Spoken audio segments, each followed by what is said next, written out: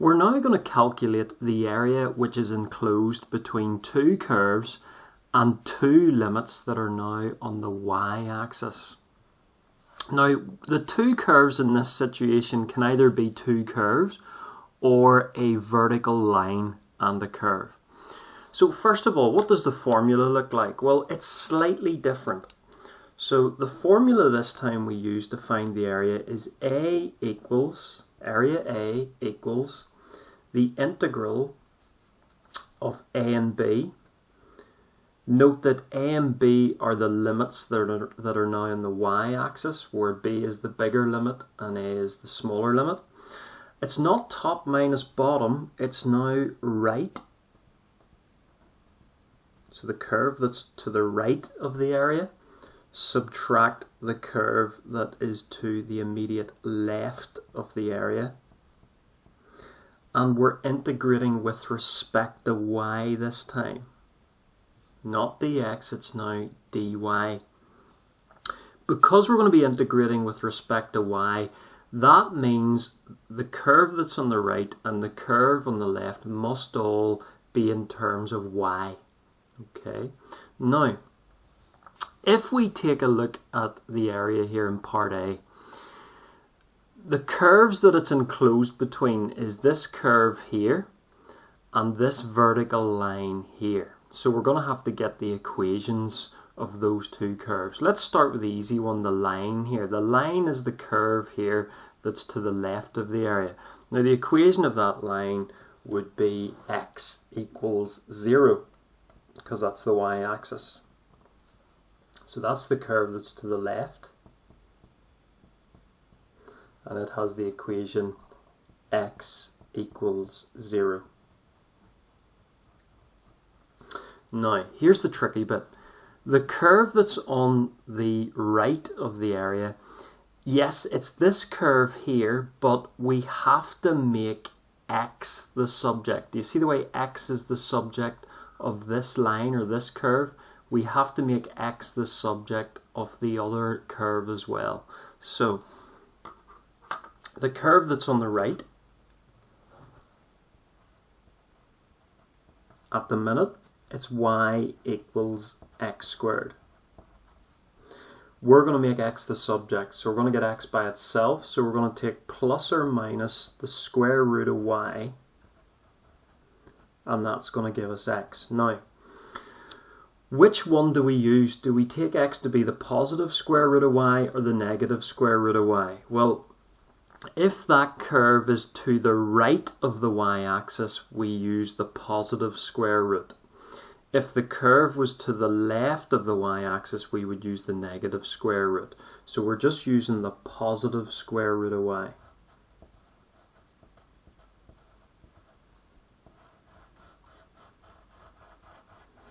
So now we're ready to chuck everything in. So we're going to get area A equals the integral. The limits are y values now, so we look at the values on the y-axis. The area lies between 1 and 3. So 1 goes on the bottom, 3 goes on the top. We now sub in the curve that's to the right of the area. So the curve to the right of the area is this one. But remember, we're using the version of that curve where x is the subject, so we're using x equals positive root y. So we're subbing in positive root y. And then we're subtracting the curve that's to the left of the area. So the curve that's to the left of the area is the vertical line, which is given by x equals 0. So we're just subbing in 0. And then we're integrating with respect to y. So you can see already that what we have to have in these brackets has to contain y, because that's the only reason why we can integrate with respect to y. We couldn't have x's in here, because then you couldn't integrate with respect to y. So tidy it up then. We're integrating between 1 and 3 of positive root y, which is the same as y to the power of a half. So I'm just getting rid of the root. So we're now ready to integrate. So we're integrating between limits. So we put our square brackets in. we add 1 to the power. So we're going to have y to the power 3 over 2. And then we divide by the new power. And then we add a constant.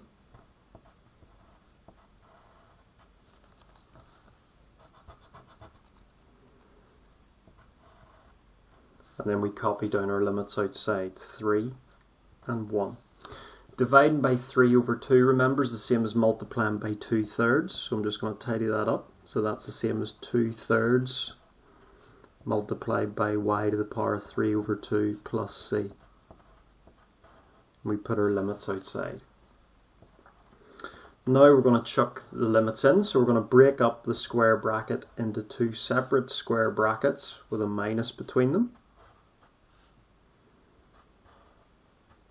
So we're going to chuck the top limit into the integrated expression in the first square bracket.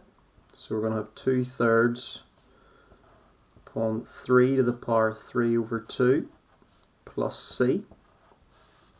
And then we're going to chuck the bottom limit in, okay, into the integrated expression in the second square bracket. So we're going to have 2/3 times 1 to the power 3 over 2 plus c. And then tidy up. Now it's very difficult to work out 3 to the power 3 over 2. It's going to be a big stringy decimal, so I'm just going to keep it like this. So that's going to be 2/3 3 to the power 3 over 2. Remember, the c's cancel out. 1 to the power of anything is just 1, so we're just left with minus 2/3. And then what you could do to finish it off is you could just factorize. We can lift out 2/3. So we're going to have 2/3, then open brackets, 3 to the power 3 over 2, subtract 1. That's a perfectly sensible way to leave your answer, and that would be units squared. So what we've just found is the area here between two curves, one of the curves being an actual curve and the other being the vertical line, which is x equals 0. Okay, so as I say, the curve to the immediate right is x equals the positive square root of y. Positive square root of y because it's to the right of the y-axis. If it was to the left of the y-axis, it would be the negative square root.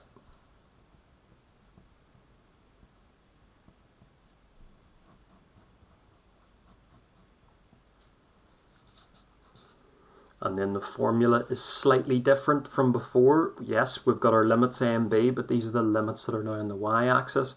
And it's now the curve on the right, subtract the curve on the left of the area, and we're integrating with respect to y. So that means these curves right and left must be in terms of y. So that's why we take the curve here that's to the right of the area, y equals x squared, and we have to make x the subject of it. So take plus or minus the square root of the other side, and we're only using the positive square root because this curve is to the right of the y-axis. And then you'll notice the integral that we have just contains y, and that means we can then integrate with respect to y.